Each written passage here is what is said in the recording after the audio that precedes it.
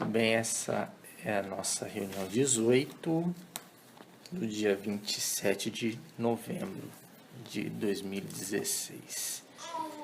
E nós vamos começar com o Evangelho. Também sim. Mas aí, pô. O Evangelho de hoje é o capítulo 23, Estranha Moral, item 9. Não vim trazer a paz, mas a divisão. Deixa eu só fazer uma colocação. Tem tudo a ver. Hoje eu pedi a Bíblia, adivinha para pegar qual parte do Evangelho? Essa mesmo. Essa. Só para deixar registrado. Tá Lucas, capítulo 12, versículo 49 a 53. Exatamente. Que versículo é, Paulo? É o 9. Aqui é o 23, 9. Tá. Não penseis que eu tenha vindo trazer paz à terra. Não vim trazer a paz, mas a espada.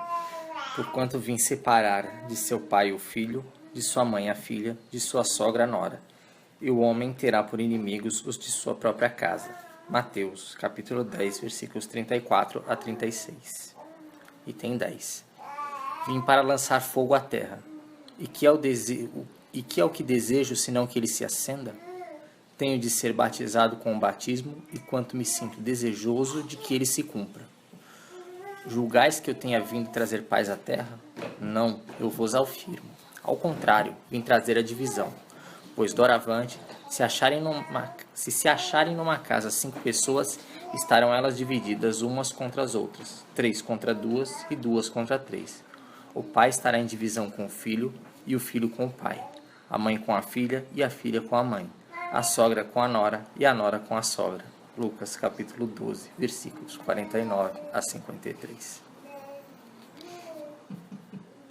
Item 11. Será mesmo possível que Jesus, a personificação da doçura e da bondade, Jesus que não cessou de pregar o amor do próximo, haja dito: não vim trazer a paz, mas a espada? Vim separar do pai o filho, do esposo a esposa? Vim lançar fogo à terra e tenho pressa de que ele se acenda? Não estarão essas palavras em contradição flagrante com seus ensinos? Não haverá blasfêmia em lhe atribuírem a linguagem de um conquistador sanguinário e devastador? Não há blasfêmia nem contradição nessas palavras, pois foi mesmo ele quem as pronunciou, e elas dão testemunho da sua alta sabedoria. Apenas, um pouco equívoca, a forma não lhe exprime com exatidão o pensamento, o que deu lugar a que se enganassem relativamente ao verdadeiro sentido delas. Tomadas à letra, tenderiam a transformar a sua missão, toda de paz, noutra de perturbação e discórdia, consequência absurda, que o bom senso repele, porquanto Jesus não podia desmentir-se. Capítulo 14, número 6. Item 12. Toda ideia nova forçosamente encontra oposição e nenhuma há que se implante sem lutas. Ora, nesses casos, a resistência é sempre proporcional à importância dos resultados previstos, porque quanto maior ela é, tanto mais numerosos são os interesses que ferem. Se for notoriamente falsa, se a julgam isenta de consequências, ninguém se alarma. Deixam-na todos passar, certos de que lhe falta vitalidade. Se, porém, é verdadeira, se assenta em sólida base, se lhe prevê em futuro um secreto pressentimento, adverte os seus antagonistas de que constitui um perigo para eles e para a ordem de coisas em cuja manutenção se empenham. Atiram-se, então, contra ela e contra os seus adeptos. Assim, pois, a medida da importância e dos resultados de uma ideia nova se encontra na emoção que o seu aparecimento causa, na violência da oposição que provoca, bem como no grau e na persistência da ira de seus adversários. Esse trecho é longo, nós vamos até o final. O Tá 3 bom aqui? Mas o 3 é pequeno. Acho que aqui explicou, né? Mas ok. Vai até o 14, a gente já passou o 14. Vai até o 18. Mas eu acho que Vai até o 17.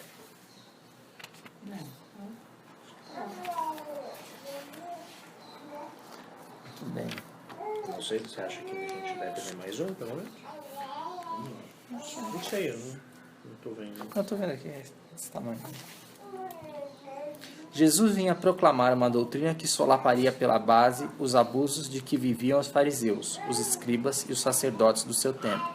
Imolaram-no, portanto, certos de que, matando o homem, matariam a ideia. Esta, porém, sobreviveu, porque era verdadeira. Engrandeceu-se, porque correspondia aos desígnios de Deus.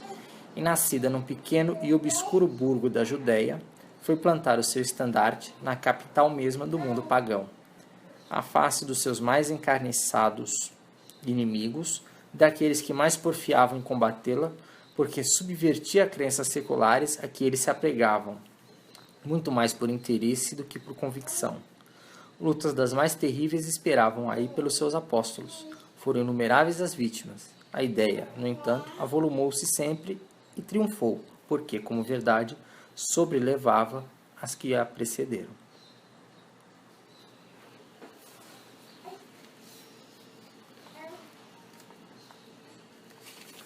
E o Evangelho de hoje introduz a aula, né? Falando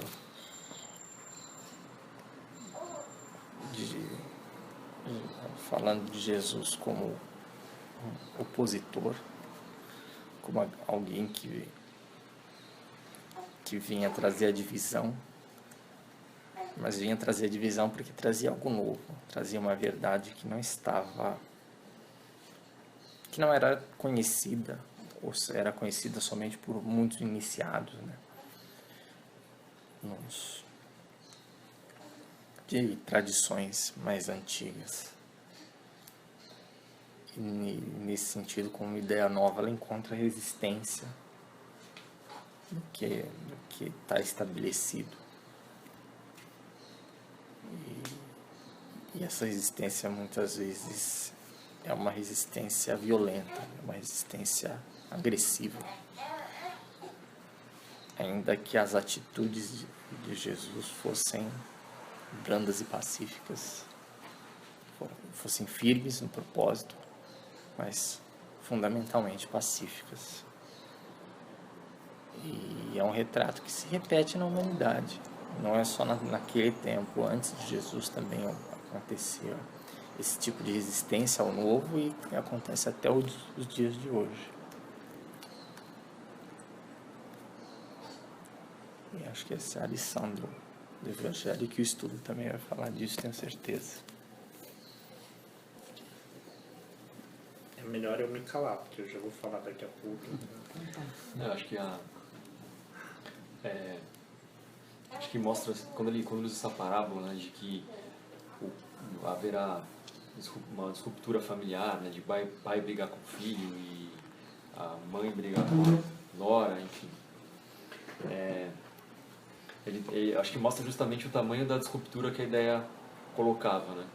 E até é engraçado porque nos livros que a gente teve a oportunidade de ler, né, nos relatos de romance, espírita e tal, a gente vê esse tipo de situação de ruptura familiar mesmo, literalmente acontecer, né? Porque a resistência era tão grande que a própria família às vezes não aceitava a opção de conversão ou de religião de um ente familiar lá da família.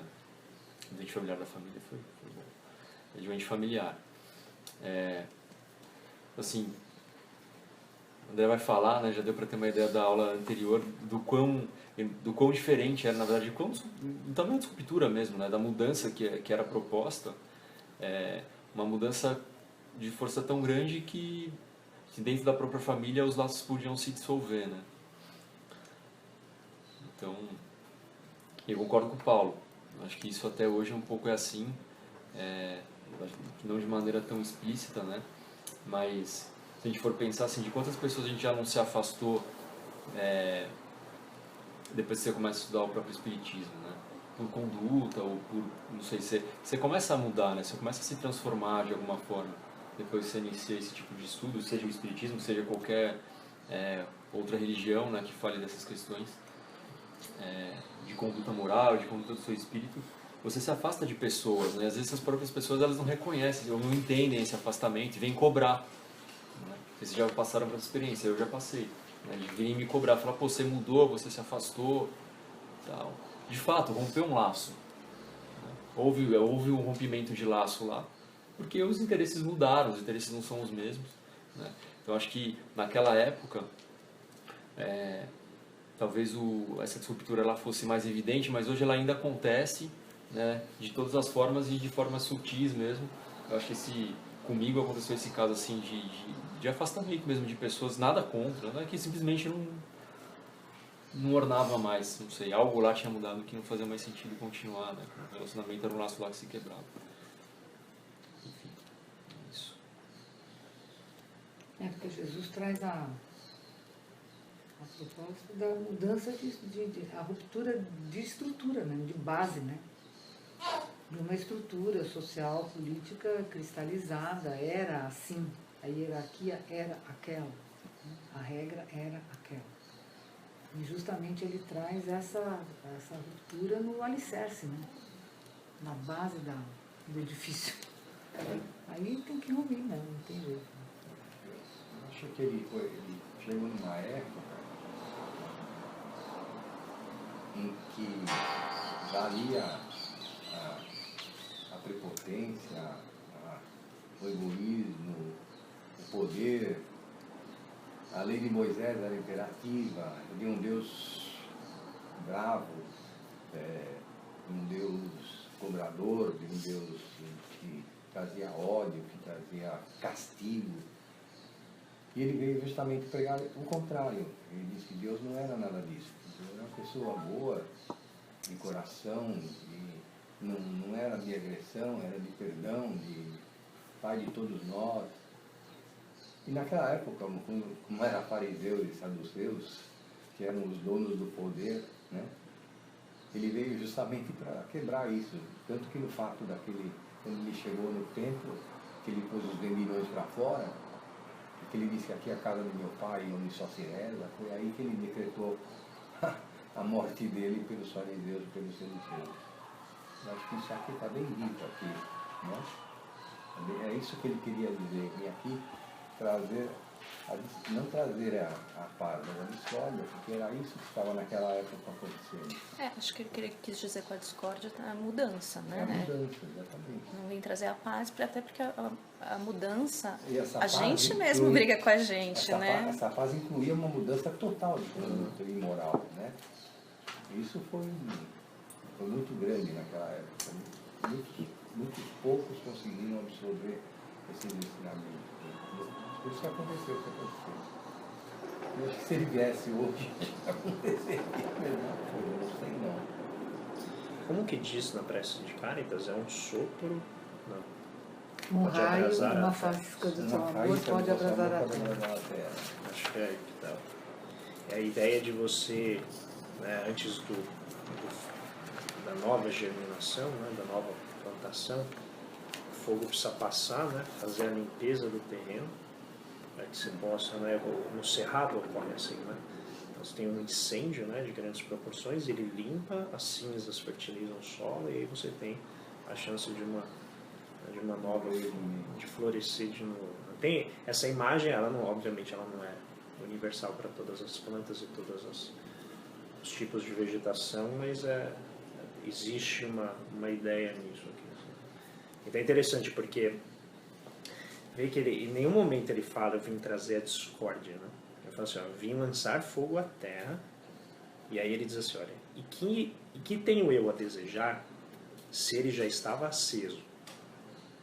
E aqui eu acho que ele está se referindo à ideia de que as palavras já estavam lá, em outras culturas, em outras tradições. E ele estava tentando justamente falar, olha, essa brasa já está aí. Eu vim reunir dentro de um sistema de pensamento que é tanto ação quanto espírito. Então ele é tanto espírito quanto corpo, né? Então ele reúne essas duas dimensões na ação. E aqui, né, é interessante porque ele coloca assim, julgais que vim trazer paz à terra. Não, digo-vos, mas separação. E aqui no que a gente vai ver depois, quando a gente for discutir a questão da oposição não violenta, existe um problema com o termo paz. Que inclusive o Walter Wink vai dizer, Jesus em nenhum momento falou que ele ia trazer tranquilidade. E que é a maneira cristã de entender a paz. como inação, como você ficar no seu canto. E o que ele está colocando aqui é, não, a minha mensagem, sozinha, a brasa já está aí, ela já foi acesa.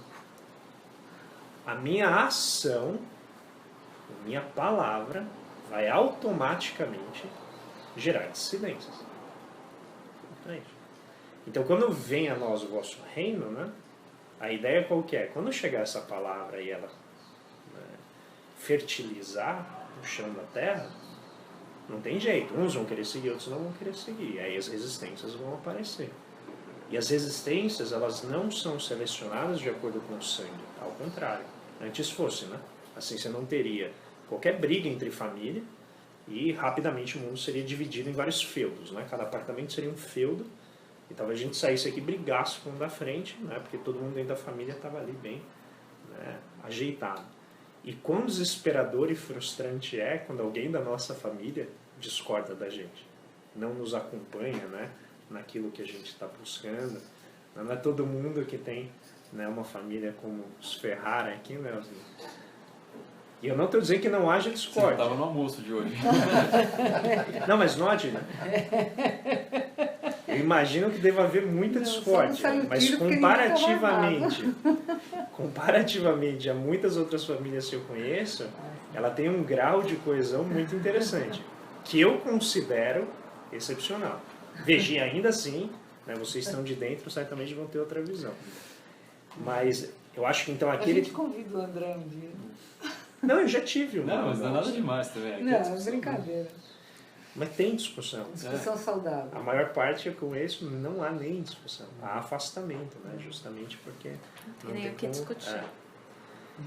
Então eu fiquei emocionado quando saiu exatamente esse texto, né? Primeiro porque me poupou ter que usá-lo durante a aula, mas porque realmente assim, mostra que existe uma sintonia espiritual, né? Ainda que nós só tenhamos, né, a Rita aqui ajudando nessa parte de conexão com a lei, né? Aquela que está mais desenvolvida. E a gente não tem a participação direta, né, de incorporação das entidades, tudo mostra que a gente de alguma maneira está alinhado com a mensagem. Então isso me trouxe uma emoção grande. E colocar aqui realmente, eu acho que o ponto-chave que Jesus tentou colocar e que depois ao longo da aula eu vou voltar, é que uma vez que essa palavra entrar, ela vai se chocar com as instituições. Então ela vai gerar um rearranjo das forças em que parte dessa palavra vai se infiltrar no Estado e vai começar a mexer na ordem das coisas, parte dela vai se infiltrar nas famílias, entre os amigos, e aos poucos essa ideia vai tomando. E algo muito importante, que se a gente reler o Evangelho a gente vai ver, é que em nenhum momento Jesus coloca a pessoalidade dele como um limite para a atuação. Então, a ideia dele, a decisão dele, pessoal, jamais está presente. Sempre nesses momentos ele remete à ideia do Pai. Trazido para as nossas dimensões, eu acho que a ideia do Pai se refere ao propósito, ao movimento que ele estava tentando criar. Um movimento de sincretismo, de anular as diferenças culturais em prol da unidade humana, né? E com isso eliminar essa ideia de que você precisa ter um líder sempre presente. E talvez o martírio dele simbolize que a ideia é mais importante do que a pessoa. Tanto que ele apenas inicia a sua caminhada quando ele deixa de ser Jesus e passa a ser Jesus Cristo, que aí é o homem investido, né, da palavra de Deus, da conexão direta com a verdade universal. E que mesmo como homem enfrentava, né, as suas limitações, as suas inseguranças, os seus medos, mas que levou a mensagem a respeito deles.